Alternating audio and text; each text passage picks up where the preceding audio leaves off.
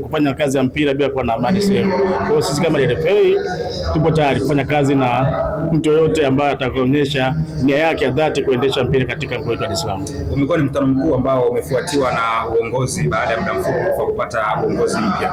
Pengine inatoa tafsiri gani, kwa sababu ni kama inaonekana kuna tena makundi ukiachana na kile ambacho tulikishuhudia kwenye mchakato wa uchaguzi?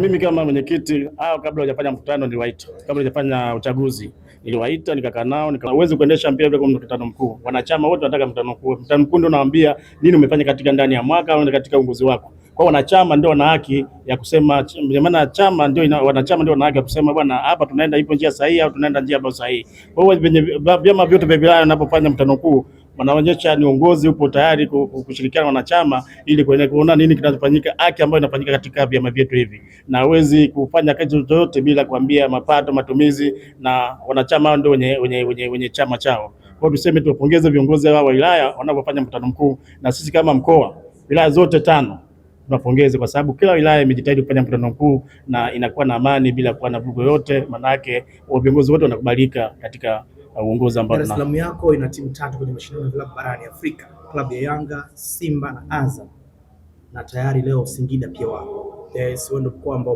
umetoa ushiriki mkubwa kwa taifa letu. Hali ya vilabu vyote 4 sasa unaitazamaje kwenye hatua hizi za makundi? Unaona zikienda kufanikiwa ama unaona bado kuna shida pale? Hatuna shida, maana kweli Dar es Salaam tuna vilabu 3 pamoja na Singida inawakilisha nchi. Kwa hiyo katika nchi yetu tuna vilabu 4 katika mashindano makubwa.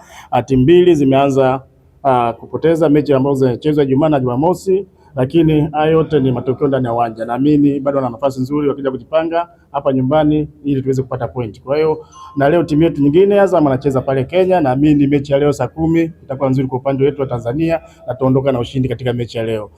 Jioni tutakuwa na mechi pale Zanzibar, Singida wanacheza. Naamini kwa mechi za leo timu zetu za Tanzania zitafanya vizuri. Kwa wenzetu waliotangulia wamepoteza, lakini wasikate tamaa. Huwezi kukata tamaa, bado nafasi ipo katika mechi zinazofuata. Karibu. Shukrani sana.